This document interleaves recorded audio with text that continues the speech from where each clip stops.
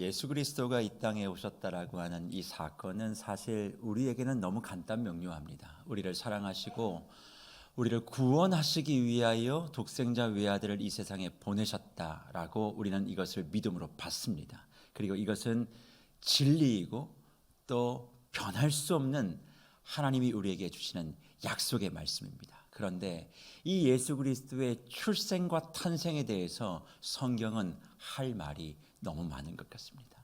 예수님께서 언제 태어나셨는지, 어디서 태어나셨는지, 왜 그 시간에 태어나셨는지, 왜 그곳에서 탄생하게 하셨는지 이런 이야기를 하고 싶으신 것 같아요. 특별히 오늘 누가복음 2장을 펼쳐보면 뭐라고 말씀합니까? 예수님이 태어난 그 시간은 2장 1절은 이렇게 얘기합니다. 그때에 가이사 아구스도가 영을 내려 천하로 다 호적하라 하였다. 그렇게 얘기하죠. 구약의 선지자가 마무리되어지고 난 다음에 400년 동안 이스라엘에게 하나님은 나타나지 않으셨습니다. 어떤 표징도 어떤 사람도 보내지 않으셨어요. 그 400년이 지나고 난 다음에 누가복음의 기록을 보면 가이사 아구스도, 로마의 최대 권력자이자 로마 제국의 가장 강성함을 이루었던 아우구스투스 시대에 예수 그리스도를 보내셨다, 그렇게 말씀하고 있습니다. 왜 그러면 하나님께서는 400년 침묵 시간을 지나서 로마의 아우구스티누스 시대에 독생자 예수 그리스도를 보내셨어야만 하는 것일까요? 시간을 구분할 때 하나님의 특별한 시간을 이야기하는 그 용어가 카이로스라는 말인데, 하나님의 특별한 시간, 하나님이 그 시간을 기다리셨다는 거예요. 그러면 의미 없이, 의도 없이 하나님이 그 시간을 기다리셨겠습니까? 분명히 이유가 있어요. 그러면 로마의 아우구스투스의 그 시대에 독생자 예수 그리스도를 보내셨던 그 이유는 무엇일까? 당대의 로마 제국은 하나의 기치가 있었습니다. 그 기치는 뭐냐면 팍스 로마나예요. 로마를 통한 행복, 로마를 통한 평화, 로마를 통한 평안을 이야기하는 것입니다. 강력한 황제의 권력 안에서 로마의 정치, 로마의 경제, 로마의 문화, 로마의 종교, 로마의 예술을 가지고 이 세상 천하가 다 부유함과 행복함과 그리고 평안과 평화를 누릴 수 있다라고 이야기를 했다는 거죠. 그래서 이런 말씀 들어보셨죠? 모든 길은 어디로 통해요? 로마로 통한다. 그만큼 가장 강력한 제국주의를 형성하고 그 로마 제국주의의 가장 빛났던 시대가 로마 아우구스투스, 오늘 우리가 누가복음 2장 1절에 나오는 가이사 아구스도의 시대였다는 겁니다. 그러면 왜 하나님께서는 그 시간 예수를 보내셔야만 했을까? 사실 팍스 로마나라고 하는 로마로 인한 평화, 로마로 인한 행복이라고 하는 이 기치 안에는 보이진 않지만 너무나 힘들고 어려운 인간의 군상이 있었습니다.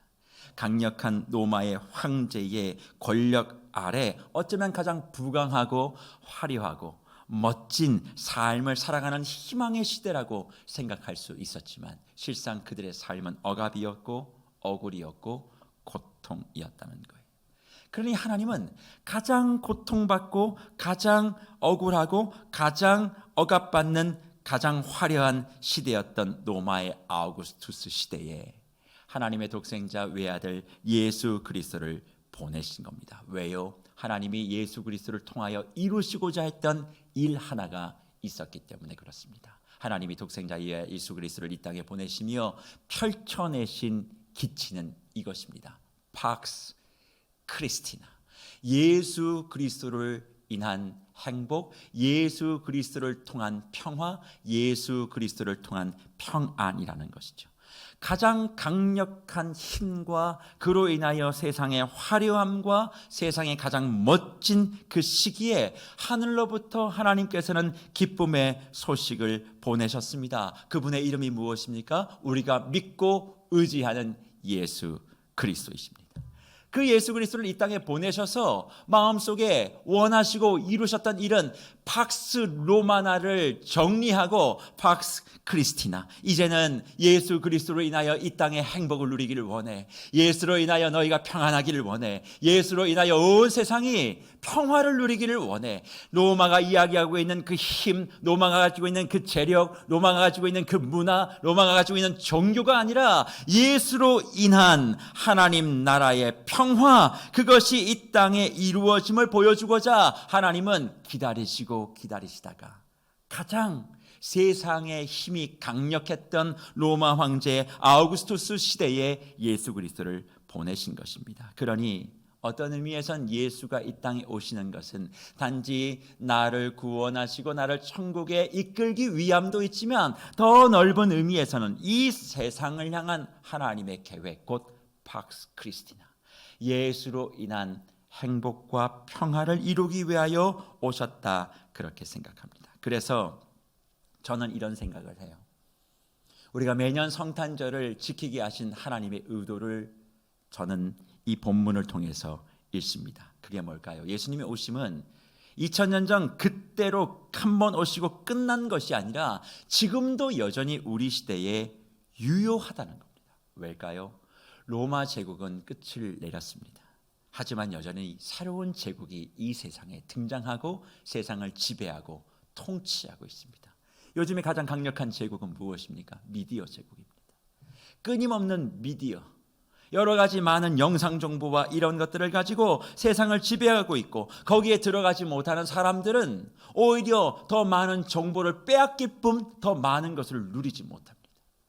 여러 가지 많은 것들을 몸부림치지만 여전히 세상의 통치의 원리에 들어가지 못할 때 저와 우리 모두는 다 위축될 수밖에 없고 그것에 뒤처지는 것에 대한 불안감을 가지고 살아간다는 거죠. 그래서 어떻게든 그것을 소유하려고 안가림을 해보지만 결국 우리의 인생은 잿더미 위에 서 있는 허무함과 공허함과 두려움 속에 있다는 것을 우리는 부인할 수 없습니다. 그래서 세상은 점점 더 힘을 얻어가지만 인간의 내면엔 뭐는 없어요? 평안은 점점 더 잃어가는 시대. 세상은 점점 더 화려한 집을 짓고 멋지게 불빛을 밤마다 비추지만 여전히 우리의 내면 속에 어둠은 짙어져가고 있는 이 시대.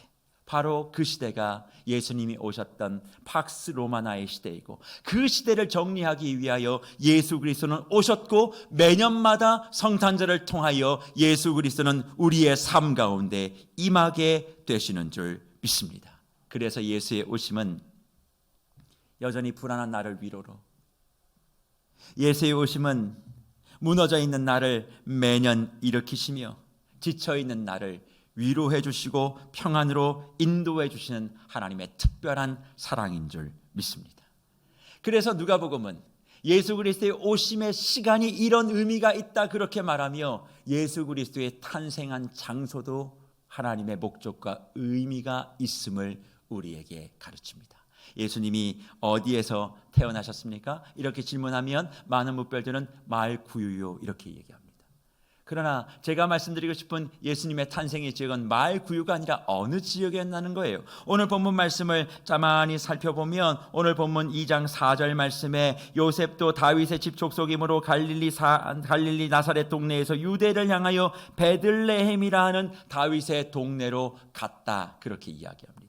호구조사를 하기 위하여, 인구조사를 하기 위하여 올라갔는데 5절에 뭐라고 말합니까? 그 약혼한 마리아와 함께 호적하러 올라가니 마리아가 이미 잉태했다 그렇게 말합니다. 그럼 예수님이 어디서 태어난 겁니까?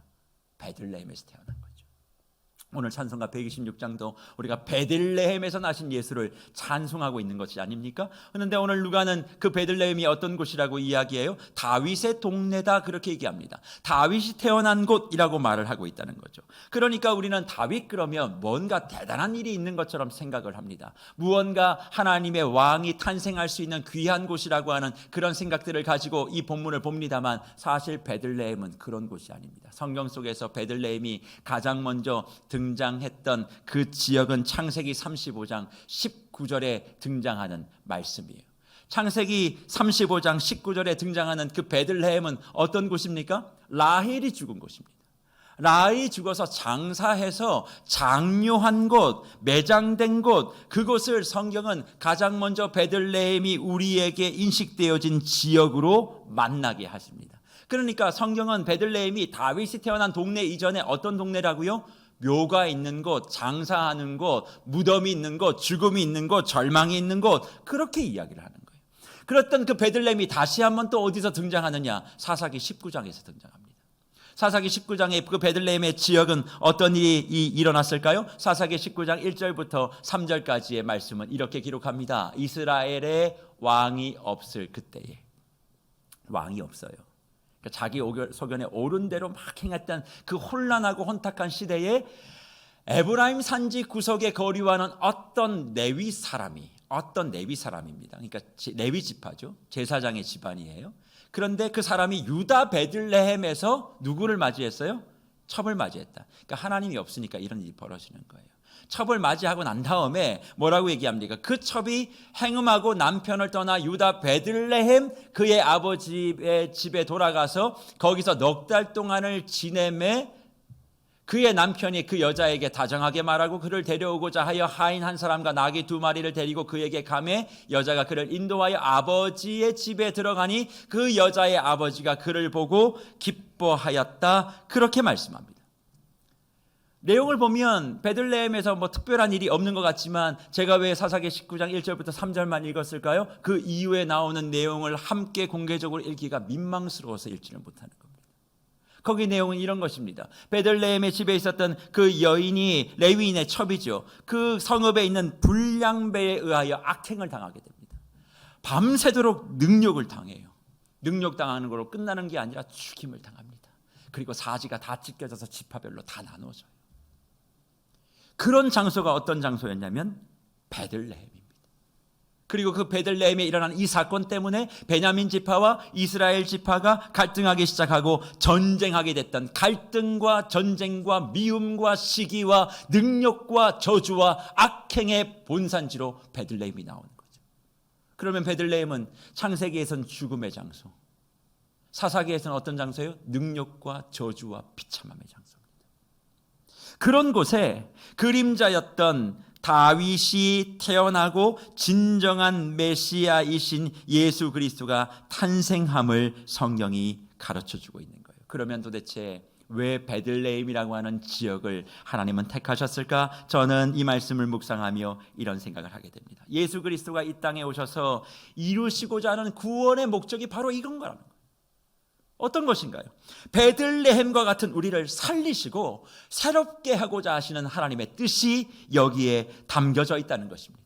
매 순간순간마다 죽음을 경험하는 우리, 매 시간마다 애쓰고 힘을 다하고 살아보지만 세상의 더 강력한 힘에 의하여 능욕당하고 내가 무언가를 해도 인정받지 못하며 처참하게 짓밟히고 어떻게든 해보려고 살아보려고 몸부림을 치지만 그 속에서 더욱더 우리의 심령 속에 생채기는 날대로 나는 그런 안타까움을 가지고 있는 우리의 삶을 보여주시며 내가 너희를 그 암흑에서 평화로 이끌기를 원한다. 너의 그 능력과 그 말할 수 없는 그 참담함을 내가 희망으로 바꾸어 주겠다 말씀하시며 예수 그리스도를 베들레헴이라고 하는 저주와 죽음과 능력과 비참함의 상징 속에 태어나게 하신 줄 믿습니다. 그래서 누가복음 2장 9절에서 천사가 나타나 예수 그리스도를 향하여 이야기를 하면 뭐라고 얘기합니까? 영광의 빛을 비추는 분이 예수 그리스도라고 얘기해요. 베들레헴과 같은 삶을 살아가는 우리에게 박스로마나에 지쳐서 어찌할 바를 모르고 불안해하고 있는 저와 여러분들에게 영광의 빛, 생명의 빛 되신 예수 그리스도는 우리의 삶에 비추어 주시고 우리를 그 허감과 저주의 상황 가운데서 이끌어 건져내 주시는 줄 믿습니다. 그래서 그 빗줄기가 수많은 지역 가운데 베들레헴이라고 하는 말 구유 위에 비춰진 거예요. 그러면서 우리에게 말씀하죠. 너의 삶의 가장 치욕스럽고 능력스러운 그 장소, 그 시간은 어디냐? 내가 그 위에 임할 것이다. 내가 너를 도울 것이고 숨기고 싶은 너의 상처, 떠올리기조차 치가 떨리는 그 시간, 내가 그것을 회복하고 치유하기 위하여 베들레헴 아우구스투스 시대에 내가 영광의 빛, 생명의 빛으로 말 구유에 임한 거야. 그렇게 말씀하고 있는 것이지요. 그래서 저는 이 말씀을 오늘 시대에 비추어 보며 이런 묵상을 해보게 되었습니다. 우리 평생에 살아오는 동안 이렇게 어렵고 힘들었던 시간들이 다시 올 수 있을까? 코로나 2년 동안 서로의 모든 관계는 다 끊어지고 이제는 스스로 무언가를 해야 될 만한 그런 시간들에 직면해 있습니다. 이제는 서로의 아픔보다 내 자신의 아픔을 이야기하기에 더 바쁘고 내 자신의 어려움들에 집중하는 이런 시기 속에 주님은 우리에게 생명과 영광의 빛을 비추어 주시며 너의 상황을 두려워하지 말라. 너의 상황을 절망하거나 좌절하지 말라. 내가 너에게 생명의 빛, 영광의 빛을 비추어 줄 테니 그 빛을 받아 절망에서 소망으로, 낙담에서 감사로, 너의 삶의 무능에서 능력으로 바꾸어 주시기 위하여 아기 예수 그리스도가 이 땅에 오셨고 그것을 늘 기억하고 기념함으로 너의 삶이 회복되기를 원해 말씀하시며 올해 성탄절을 우리에게 선물로 허락해 주시는 줄 믿습니다. 그래서 이 의미를 받아들이면 매년 성탄은 우리에게 그냥 지나가고 쉬는 날, 캐롤 부르며 그렇게 축복하고 메리 크리스마스 하는 날이 아니라 내 삶의 베들레헴과 같은 그런 죽음을 희망과 생명으로 바꾸어내라는 하나님의 영광의 빗줄기로 이 시간을 받아들이며 내 안에 참된 소망을 누리게 되는 은혜가 있을 줄 믿습니다. 그래서 누가복음은 이런 죽음과 억압의 그늘로부터 풀어주실 메시아를 기다리는 한 사람을 보여주며 성탄은 이렇게 기다리는 거야. 이렇게 기다릴 때 너의 삶에 진정한 기쁨이 있어. 그렇게 말씀하며 우리에게 한 사람을 제시하는데 그 사람의 이름은 시므온입니다. 그 시므온을 루가는 어떤 사람이라고 우리에게 가르쳐 줄까요? 오늘 본문 25절에 시므온을 이렇게 기록합니다. 예루살렘에 시므온이라 하는 사람이 있으니 이 사람은 의롭고 경건하여 이스라엘의 위로를 기다리는 자라 성령이 그 위에 계시더라. 그렇게 말합니다. 시므온이 어떤 사람이에요? 의롭고 경건하여 이스라엘의 위로를 기다리는 자. 여기서 말하는 이스라엘의 위로는 어떤 위로일까요? 정치적으로는 로마의 제국주의로부터, 로마의 압제로부터 자신을 해방하는 그런 의미도 포함할 수 있겠고, 또 한편으로는 인간의 내면 속에 있는 죄의 문제를 해결할 수 있는 그런 부분들까지 다 포함하는 내용이라고 할 수 있겠습니다. 그러나 더 정확한 의미는 모든 면에서 하나님 없이는 살 수 없는 불안한 현실 가운데 어떻게 하든 하나님의 도우심으로 힘을 내보려고 하는 그런 마음들이 이스라엘의 위로를 기다린다라고 하는 말 속에 담겨져 있다고 생각합니다. 그러나 저는 이 말보다 더 주목해야 될 한 구절이 있다고 생각해요. 시므온이 어디에 있었다고요? 예루살렘에 있었다고 얘기합니다. 왜 성경은 그냥 시므온이 이스라엘의 위로를 기다렸다고 하면 될 텐데 예루살렘이라고 하는 지역을 꼭 이야기하는 것일까요? 예루살렘이라는 말은 샬롬의 도시입니다. 평화의 도시예요. 그런데 사랑하는 무별 여러분, 예루살렘은 평화의 도시가 될 수 없습니다. 왜요? 예루살렘은 성전이 있었어요. 성전은 뭐 하는 곳입니까? 구약시대에 의하면 제사를 드리는 곳입니다.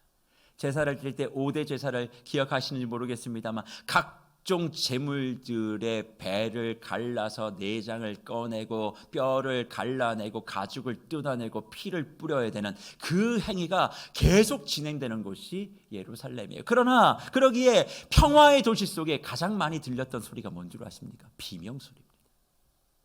제물들이 죽어나가는 소리예요. 하수도마다 핏물이 가득했다는 것이 역사의 증언입니다. 어떻게 거기에 참된 평화와 샬롬이 있을 수 있겠습니까? 그런데 오늘 시므온이 그런 공간 속에 있었다라고 이야기합니다. 그러면 단지 제사의 문제를 뭔가 문제 삼기 위하여 그렇게 성경이 기록할까요? 저는 그렇게 생각하지 않아요.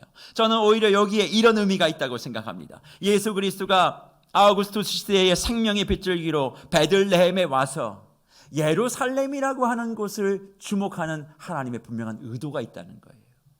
그게 뭔 줄 아세요? 베들레헴에서 탄생하신 예수 그리스도가 공생애를 시작하면서 누가복음은 하나의 지역을 향해 걸어가는 길을 이야기합니다. 그것은 예루살렘으로 올라가는 길이에요. 그래서 누가복음은 예수님이 길가에서 말씀하시는 내용들이 굉장히 많이 나옵니다. 그 길은 어떤 길입니까? 예루살렘으로 올라가는 길입니다. 예루살렘에 어떤 일이 있었습니까? 성전 청결 사건 혹시 기억하십니까? 하나님의 이름으로 예배를 드린다고 하지만 하나님을 모욕하는 일들이 성전 안에 가득했습니다. 하나님을 찬양한다라고 하는 그 제물들이 오히려 사람들의 탐욕의 대상이 됐고 하나님을 사랑하고 이웃을 사랑해야 된다라고 하는 그 내용들이 다 처참하게 짓밟히고 오히려 어렵고 힘든 사람들이 착취를 당했던 그런 불결한 공간이 그 당시의 예루살렘이었습니다. 그러니 예수 그리스도는 베들레헴 죽음과 저주와 능력의 상징에서 태어나 생명의 빛을 비추고 결국엔 무엇을 회복하시기 위하여? 예루살렘을 회복하기 위하여, 성전을 회복하기 위하여, 하나님께 영광 올려드리고 하나님의 예배와 하나님의 이름이 높여드리는 그것을 회복하기 위하여 움직여 가셨다는 거예요. 그런데 그 회복의 자리에 누가 있었습니까? 시므온이 있었고, 그 시므온은 이스라엘의 위로를 기다리는 사람. 그러면 이스라엘의 위로는 무엇일까요? 종교적인 억압, 종교적인 관습, 예수 그리스도의 이름으로 자행되어지는 또 하나의 짐, 이런 것들을 의미하고 그런 것들을 벗어 던지는 이스라엘의 위로를 이미 준비하며 예루살렘에서 기도하고 있었음을 누가는 우리에게 증명하고 있습니다. 그래서 예수 그리스도의 탄생을 기다리며 시므온과 같이 이스라엘의 위로하심을 기다리시는 사랑하는 주의 묵별 여러분, 저는 이 말씀을 들을 때 이런 생각을 해보게 됩니다. 우리에게 혹시 이런 어려움은 없을까? 어떤 어려움일까요? 사람은 다 누구에게나 위로가 필요합니다. 여기에 위로가 없는 사람은 아무도 없어요. 누구 하나가 내 옆에 와서 어깨에 도닥여주고 괜찮다고 그 어려운 거 다 잊으라고 그렇게 얘기하면 왠지 마음이 뭉클해지지 않나요? 괜찮아, 토닥토닥 해주시고 그냥 잊어, 별일 없을 거야. 그러면 마음에 말할 수 없는 위로가 있어요. 그래서 사람들이 다 그 위로를 찾기 위하여 종교라고 하는 것을 의지합니다. 그런데 그 종교가 사람을 골치 아프게 해요. 왜요? 뭘 자꾸 해야 된대요. 공로를 쌓으래요. 덕을 자꾸 쌓으래요. 그러니까 그 종교를 통하여 위로를 얻기 위하여 왔는데 오히려 더 불편하고 마음의 짐과 상처를 얻고 있는 사람들이 많이 생긴다는 겁니다. 저는 기독교 신앙은 종교라고 생각하지 않습니다. 이거는 믿음이고 신앙이에요. 종교는 사람의 마음을 뭔가 편안하게 해주는 것 같지만 오히려 더 많은 짐을 주는 거예요. 그런데 교회 공동체 안에 와서 그런 위로를 받기 위해 하나님을 의지하고 있지만 교회 안에 하나님의 말씀보다 교회의 법이, 교회의 색깔이, 교회의 사람들의 여러 가지 그런 카르텔들이 가득하게 되어지면 그것 때문에 상처받아 교회 안에서 위로를 얻기는커녕 마음속에 불편함을 가지고 교회를 떠나가고 있는 일이 얼마나 많은지 모릅니다. 그러면서 이렇게 얘기하죠. 나는 교회를 떠나지만 예수를 떠나는 건 아니다. 난 예수님을 믿는다. 예수님을 사랑한다. 그런 무교회주의자들이 많이 발생하는 지금의 현실, 어쩌면 그 중심에 우리 모두가 있는 것은 아닌지 정말 곰곰하게 생각해 봅니다. 교회 안에서 서로를 배려하고 서로를 더 사랑하고 나보다 더 옆에 있는 사람이 잘 되는 것이 더 기쁨이 되어야 한다. 그렇게 예수님이 아무리 가르쳐도 공동체 안에서 끊임없이 경쟁하고 이 부서보다 내가 더 잘해야 되고 내 부서가 더 잘 돼야 되고 부서 이기주의가 가득하고 그 속에서 상처받고, 만약 그런 모습들이 우리 신앙 공동체 안에 있다면 어떤 의미에선 신앙이라는 이름 안에서 행해지는 종교의 무거운 짐을 짊어지는 것과 무엇이 다르겠냐는 거예요. 그래서 저는 우리 모두에게 한 가지의 은혜와 축복이 있기를 간절히 소망합니다. 그게 뭔 줄 아세요? 우리의 삶의 모든 여정과 신앙생활 가운데 예수 그리스도의 위로를 만나고 주의 품에 안기는 복이 있기를 간절히 축복합니다. 왜요? 시므온에게 그런 종교적인 무거운 짐과 그리고 하나님의 이름 안에서 행해지는 수많은 악행들을 보면서 이스라엘의 위로를 기다렸던 시므온에게 하나님이 약속하신 게 있어요. 그게 뭐냐면 이스라엘의 위로, 곧 예수 그리스도를 만나고 난 다음에 네가 주님의 품에 안길 거야. 네가 죽기 전에는 반드시 그 메시아를 만나게 돼 있어. 그 위로를 만나고 주의 품에 안길 거야. 그렇게 약속했던 이 은혜가 우리 세계로교회 모든 묵별들 가운데 이루어지기를 간절히 축복합니다. 그 위로를 만나십시오. 위로를 만나시고 우리 주의 품에 안겨야 되지 않겠습니까? 신앙은 짐이 아니에요. 그래서 신앙은 위로가 되어야만 합니다. 믿음은 경쟁이 아닙니다. 믿음은 평안이 되어야 하는 거예요. 내가 어느 자리 어떤 위치에 있든지 간에 늘 그 자리에서 짐을 덜어내는 은혜. 어떻게 해요? 예수 그리스도이신 이스라엘의 위로를 기다리는 심정으로 그 자리를 섬기면 하나님이 그 모든 무거운 짐들을 다 정돈하며 우리의 삶의 무게를 가볍게 해주시겠다 약속해 주시는 것입니다. 그래서 예수를 믿는 저와 여러분들에겐 사명 한 가지가 있어요. 사명 얘기하면 뭔가 좀 전투적이고 뭔가 비장한 이런 마음들이 가득하시는 것을 보게 됩니다. 그 사명은 그런데 그런 건 아닙니다. 어떤 사명인 줄 아세요? 참된 위로를 누리는 사명입니다.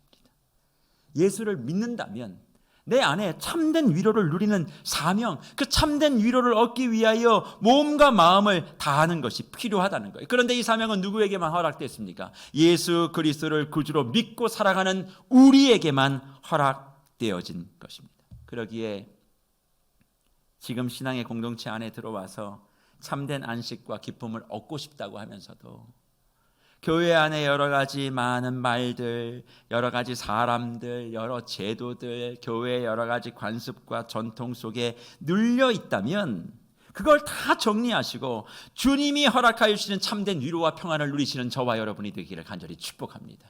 그래서 제가 늘 자주 강조하는 말 하나 있잖아요. 혹시 기억하세요? 교회에 뭐 하러 오라고 제가 말씀을 드려요? 네? 교회에 뭐 하기 위해 오시라고 제가 말씀드려요? 교회에 일하러 오지 말라고. 교회는 일하러 오는 것 아니라고요. 교회에 일하러 오지 마세요. 교회는 어떤 곳이에요? 하나님을 만나는 곳이에요. 교회는 하나님을 만나서 위로와 은혜를 받는 곳이에요. 그런데 교회에 와서 하나님을 만나지 않고 그 위로를 누리지 않고 날마다 뭐 해요? 일만 하는 거예요. 헌신만 하는 거예요. 봉사만 하는 거예요. 그러니까 뭐가 없어요? 마음의 평안이 없는 거죠. 수십 년 동안 내가 무언가를 한다고는 하긴 했는데 진정한 마음속에 평화가 없으니까 왜요? 기독교 신앙을 종교로 바꿔버리는 거예요. 내가 뭔가를 헌신하고 공덕을 쌓으면 공로가 있으면 뭔가 되는 것이라고 생각하고 자꾸 헌신만 강조했지 일하라고 봉사하라고 주님을 만나지 못하는 거예요. 저는 우리 모두가 다 일하기 전에 주님을 만나 진정한 평안과 위로를 얻는 이 사명을 온전히 이루어 가시는 저와 여러분이 되기를 간절히 축복합니다. 그러면 도대체 시므온은 어떻게 이스라엘의 위로를 만나 오늘 말씀과도 같이 진정한 평안과 기쁨을 누리고 살아갈 수 있었을까? 그 이유를 오늘 성경이 밝혀요. 시므온이 예루살렘에서 이스라엘의 위로를 기다리고 있었고 그로 말미암아 진정한 평안을 누리게 됐던 그 이유, 오늘 본문은 성령의 역사 때문에 그것이 가능했다 우리에게 가르쳐주고 있습니다. 오늘 본문을 한번 보실까요? 25절 말씀에 뭐라고 얘기합니까? 예루살렘에 시므온이라고 하는 사람이 있으니 이 사람은 의롭고 경건하여 이스라엘의 위로를 기다리는 자라 성령이 그 위에 계시더라 그렇게 말씀합니다. 그리고 26절에 뭐라고 기록하고 있습니까? 26절 말씀에 이렇게 기록하고 있죠. 그는 성령의 지시를 받은 사람이다 그렇게 얘기하고 27절에는 뭐라고 얘기합니까? 성령의 감동으로 성전에 들어가 행했다 그렇게 말씀합니다. 그러니까 25절에는 성령이 시므온의 머리 위에 있었고 26절에는 성령이 그를 지시했고 27절에 성령의 감동함을 따라 그가 행했다 그렇게 말씀합니다. 쉽게 얘기하면 성령의 기름 부으심과 성령의 충만함과 성령의 역사를 통하여 그가 이스라엘의 위로를 만났고 참된 인생의 평화를 체험했다 그렇게 말하는 거예요. 그러면 주 안에 사랑하는 무별 여러분, 우리는 성령의 충만, 성령의 임재하심, 성령의 역사하심을 이야기할 때마다 늘 마음속에 그리는 한 가지가 있습니다. 성령의 역사라고 하면 뭔가 은사와 능력과 이적과 기적과 표사가 일어나는 것을 먼저 떠올려요. 마치 오순절 교회에서 강조하는 것 같이 무언가 예언하고 신비로운 방언을 터뜨리고 이렇게 하는 것이 성령의 충만과 성령의 역사라고 우리는 단정 지어버립니다. 물론 성령이 역사하고 성령이 충만하면 방언도 할 수 있고 예언도 할 수 있고 신주도 일어납니다. 저는 그걸 부인하진 않아요. 그러나 오늘 본문에서 이야기하고 있는 시므온에게 성령이 계셨고, 시므온에게 성령이 지시하셨고, 시므온에게 성령의 감동을 따라 움직이게 했다는 것에 어떤 기적과 이사와 표적과 방언은 나타나지 않아요. 그러면 도대체 이 성령의 충만과 성령의 기름 부으심은 무엇일까? 이것을 이해하려면 베드로 사도의 해석을 우리가 살펴볼 필요가 있습니다. 베드로전서 1장 17절부터 21절에 베드로가 이와 같이 말합니다. 지극히 큰 영광 중에서 이러한 소리가 그에게 나기를, 이는 내 사랑하는 아들이요 내 기뻐하는 자라 하실 때에 그가 하나님 아버지께 존귀와 영광을 받으셨느니라. 이 소리는 우리가 그와 함께 거룩한 산에 있을 때에 하늘로부터 난 것을 들은 것이라. 또 우리에게는 더 확실한 예언이 있어 어두운 데를 비추는 등불과 같으니 날이 새어 샛별이 너희 마음에 떠오르기까지 너희가 이것을 주의하는 것이 옳으니라. 먼저 알 것은 성경의 모든 예언은 사사로이 풀 것이 아니니 예언은 언제든지 사람의 뜻으로 낸 것이 아니요 오직 성령의 감동하심을 받은 사람들이 하나님께 받아 말한 것임이라. 그렇게 기록합니다. 성령의 충만에 대하여 베드로 사도는 뭐라고 얘기합니까? 그것은 다른 것이 아니라는 거예요. 예언은 언제든지 사람의 뜻이 아니라 오직 성령의 감동하심. 그러면 성령의 감동하심을 통하여 이루는 것이 뭐냐? 하나님이 예수 그리스도를 내 사랑하는 아들이요 기뻐하는 자라고 하는 그것을 듣고 보는, 바로 그것이 성령의 감동하심이라고 베드로 사도는 우리에게 이야기합니다. 이 말씀을 시므온에게 적용하면 이렇게 해석이 되는 거죠. 시므온의 머리 위에 성령이 있었고 시므온에게 성령이 지시했고 시므온이 성령의 감동을 받아 행동했다는 것은 시므온에게 예수 그리스도가 어떤 분인지에 대한 분명한 생각이 전달되었고, 예수 그리스도가 어떤 분인지 밝히 보여졌고, 예수 그리스도가 행동하시고 말씀하시는 그 의미가 무엇인지를 성령을 통하여 시므온이 정확하게 깨달아 알았다는 것을 의미하는 것입니다. 그렇다면 성령의 감동하심과 임재하심과 역사하심은 다른 것이 아니에요. 어떤 능력이 나타나고 이사가 나타나고 기적이 나타난 것이 아니라 성령의 충만함과 성령의 감동하심의 핵심은 예수 그리스도가 어떤 분이신지를 정확하게 아는 것입니다. 저는 이런 차원에서 우리 세계로교회 모든 부별들이 성령 충만과 성령의 인도하심을 받는 은혜가 있기를 간절히 축복합니다. 성령 충만하면 예수가 누군지를 정확하게 아는 거예요. 수십 년 동안 신앙생활하고 수십 년 동안 교회에 헌신하고 교회 앞에 모든 것을 내가 다 하고 봉사했다라고 얘기해도 예수가 누군지를 전혀 모른다면 그는 성령과 무관한 사람입니다. 신방 현장에서 그런 분들을 많이 봅니다. 목사님, 제가 수십 년 동안 교회를 위해 어떻게 한 줄 아십니까? 역사의 역사를 다 듣습니다. 그러나 그분을 가만히 보고 있으면 이런 생각이 들 때가 있어요. 과연 이분이 예수를 할까? 한 일은 많은데 예수 때문에 얻은 평안이 없어요. 이루어 놓은 일은 많은데 예수 그리스도로 인하여 지금 이 문제를 어떻게 풀어야 될지에 대한 해답을 찾지 못합니다. 왜 그런 일이 벌어질까요? 성령의 인도하심이 아니라 자신의 생각대로 일을 했고, 성령의 지시하심을 받아가 아니라 그냥 해야 되니까 그 일을 했을 뿐이에요. 그러면 어떤 일이 벌어질까요? 예수가 누군지를 알지 못하는 거죠. 예수가 누군지를 알지 못하고 일평생 교회를 위해 헌신한들 뭐가 남습니까? 그러니까 섬기면 섬길수록 더 귀한 주님이 아니라 섬기면 섬길수록 더 지쳐간다는 고백들이 우리 가운데 만연한 거예요. 성령의 역사하심을 가지고 예수를 제대로 알고 내게 주어진 그 사역의 자리를 지켰다면 우리의 삶이 지금 이렇게 지치거나 번아웃되지 않을 겁니다. 그러나 성령과 무관하게 내가 하고 싶은 일들을 감당하게 되어지고 성령과 무관하게 예수 그리스도를 어떤 분이신 줄 알지 못하면서 그저 봉사하고 헌신하는 것뿐이니까 그 일에 불평이 가득한 거예요. 그 일에 짜증이 가득한 거예요.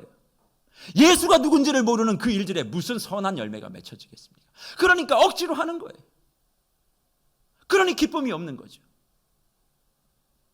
이런 일들이 우리 교회 안에 없다라고 할 수 있겠습니까? 그러니 성령이 우리 가운데 임하시고 성령이 내주하시는 성령이 나의 마음을 움직여가면 늘 우리는 예수 그리스도는 사랑하는 하나님의 아들입니다. 하나님의 기뻐하시는 자이지요. 그거를 알게 된다는 거예요. 예수를 정확하게 알면 알수록 무엇이 생길까요? 내 마음속에 진정한 평안이 생기게 되는 겁니다. 왜 우리가 불안해합니까? 예수가 누군지 몰라서 그래요. 예수가 어떤 분이신지 우리는 너무 모릅니다. 모르는 것만큼 불안하고 모르는 것만큼 두렵고, 그러니까 어떻게 해요? 예수가 아닌 다른 방법을 통해 내 인생을 보장받고 싶은 거예요. 그러니 성령도 함께하지 않고 성령의 능력 아래도 있지 못하고 예수도 알지 못하는 사람들이 교회 안에 모여서 일을 하니까 사단이 나는 거죠. 시끄러워지는 겁니다. 그걸 해결하기 위해 베들레헴에 오시고 예루살렘으로 걸어가시는데 우리는 그 예수를 가로막는 거예요. 오지 말라고. 그러면서 자기 일을 열심히 하며 내가 뭘 했다. 그러면서 마음의 공허함은 가득하게 되는 그런 인생, 살아갈 수밖에 없는 것 아닌가요? 그래서 성령의 충만함과 성령의 인도하심을 통하여 예수가 어떤 분이신지를 정확하게 알았던 시므온에게 어떤 일이 벌어진 줄 아십니까? 예수 그리스도의 사랑과 그 기쁨을 전하는 자리에 그가 서서 목소리를 높입니다. 그래서 성령의 감동을 받았던 시므온이 예수 그리스도, 아기 예수 그리스도를 품에 안습니다. 베들레헴과 같은 자기 자신에게, 예루살렘과 같은 자기 자신에게 그 아기 예수 그리스도를 품에 안고 오늘 본문 30절에 32절에 무엇을 찬양하느냐? 이렇게 찬양하는죠. 내 눈이 주의 구원을 보았사오니 이는 만민 앞에 예비하신 것이요 이방을 비추는 빛이요 주의 백성 이스라엘의 영광입니다. 그렇게 고백하는 것입니다. 그렇습니다. 성령의 인도하심을 받아 예수가 누구신지를 명확하게 아는 사람은 단지 나의 위로, 나의 만족으로 끝나는 것이 아니라 예수 사랑과 기쁨을 가지고 이방을 비추는 삶을 결단하기 시작하는 거예요. 그리고 이방에게 내 빛을, 예수 그리스도의 그 빛을 비추어내는 그 자체가 하나님께 영광이고 그것이 성령의 기름 부음 받은 사람의 특징이라고 고백하게 하시는 겁니다. 그래서 성령 충만하고 예수를 바르게 알면 복음 증거하고 전도하라고 말할 필요가 없어요. 우리가 예수를 몰라서 복음 증거를 안 하는 겁니다. 성령과 무관한 나의 공덕을 쌓는 종교 생활을 하기에 복음을 증거하지 않는 거예요. 예수가 누군지를 알면 입을 열어 이방의 빛을 선포하게 되는 거예요. 이방 속에 그 빛이 비추어지기를 선포한다는 거예요. 저는 그런 차원에서 이번 2021년 성탄에 우리 모두가 이런 은혜가 있기를 간절히 축복합니다. 어떤 은혜입니까?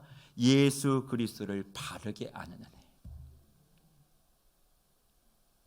성령의 역사를 통해 예수가 도대체 누군지 정말 한번 고민해 보세요. 예수 그리스도가 십자가에 죽어서 나의 죄를 살리셨다, 이 정도가 아니라 예수가 나의 삶에 어떤 존재고 예수가 나의 삶에 어떤 희망이고 예수 그리스도의 그 이름의 능력을 나는 믿고 있는가? 아픈 나의 육신을 향하여, 주저앉은 나의 가정을 향하여, 나의 삶의 모든 형편을 향하여 그 이름의 능력을 믿는다면 왜 선포하지 않으십니까? 예수 그리스도의 이름으로 내가 너에게 명하노니 일어나 걸으라 말씀하셨던 그 능력이 왜 우리의 삶 가운데 지금 임하지 않는다 생각하며 스스로 낙심하며 절망하며 주저앉아 계십니까? 왜 그것을 힘있게 고백하지 못하는 줄 아세요? 예수가 누구지 몰라서 그래요. 이번 성탄절 다시 예수 그리스도의 오심을 우리에게 말씀하시며 그 예수가 어떤 분이신지 성령의 능력 가운데 다시 확인하게 되어지는 우리 묵별들이 되시기를 간절히 축복합니다. 그리고 거기서 끝나는 게 아니라 이제 이방의 빛이 되는 거예요. 베들레헴, 말구유, 예루살렘 그 어지럽고 혼란한 그곳에 생명의 빛, 영광의 빛으로 오신 그분을 내 삶에 머금었다면 이제 나는 뭐예요? 이방의 빛으로 삶을 사는 거예요. 내 주위의 베들레헴과 같은 그곳을 찾아가서 빛을 비추고 예루살렘과 같이 신앙이 아닌 종교의 짐을 지고 있는 사람들에게 찾아가서 예수 생명의 빛을 비춰주는 거예요. 저는 그런 차원에서 이번 성탄절에 우리 세계로 교회에 이런 모습들이 가득했으면 좋겠습니다. 어떤 모습인 줄 아세요? 아기 예수님 오셨다고 또 휴일이라고 즐겁게 그냥 성탄절 예배 한번 드리고 다 집으로 돌아가는 것이 아니라 우리 교회로 오는 순간부터 우리 손에 예수 그리스도께서 주시는 그 평안의 기쁜 마음을 가지고 손은 좀 무겁게 가지고 오셨으면 좋겠어요. 이게 또 무슨 말인지 잘 모르신다. 또 마음이 예수를 제대로 알아 기쁘다면 그 기쁨을 표현하시라고. 내 주위에 주저앉아 있는 이들이나 감사를 표현하는 분들에게 아니 왜 설날과 추석에는 그렇게 선물 보따리 긁고 다니면서 예수 그리스도께서 오신 이 성탄의 날에는 그런 걸 하지 않습니까? 성탄 케이크 이렇게 하나 사서 저녁에 이렇게 예수님 탄생하셨다고 크리스마스라고 분위기 내면 막 박수치고 그거 할 때 케이크 하나 더 사세요. 그것도 뭔지 모르십니까? 하나 산다는 말이. 그 하나 뭐 해봐야 한 2만 원 3만 원 하겠습니까? 그 하나 사서 옆집 갖다 주세요. 지금까지 그러면 또 싸우고 막 얼굴 붉히고 인사도 안 했는데 어떻게 그럽니까? 그러면 얘기하세요. 내가 예수를 이제 좀 제대로 알아서 드리는 거라고. 문 두드리고 예수님 태어나신 날이라고 축복한다고. 그게 이방의 빛으로의 삶을 우리가 사는 거예요. 어떤 사람만이 그걸 할 수 있어요? 예수를 제대로 아는 사람만이 그걸 할 수 있다. 그래서 말씀을 마치며 저는 우리 귀한 주의 성도들에게 이 말씀을 드리고 싶습니다. 왜 주님은 매년 성탄절을 우리에게 주시고 지키게 하시고 기다리게 하실까? 하루 잘 먹고 잘 쉬라고요? 아니요. 매년마다 예수 그리스도는 우리에게 찾아오심을 보여주고 싶으신 거예요. 어디에? 베들레헴과 같은 나에게.